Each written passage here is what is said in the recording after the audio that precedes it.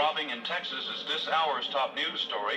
An informant led officers of the Muerto County Sheriff's Department to a cemetery just outside the small rural Texas community of Newt early this morning.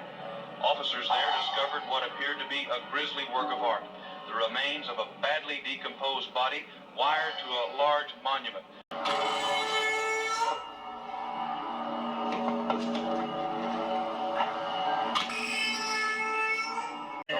Hey, folks, let's do it. This girl granddaddy's prayer. Been in there the whole time, been no I didn't know his daddy didn't know Things happen here about they don't tell about. I see things.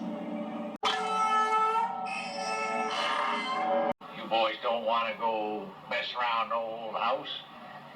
Those things is dangerous. You're liable to get hurt.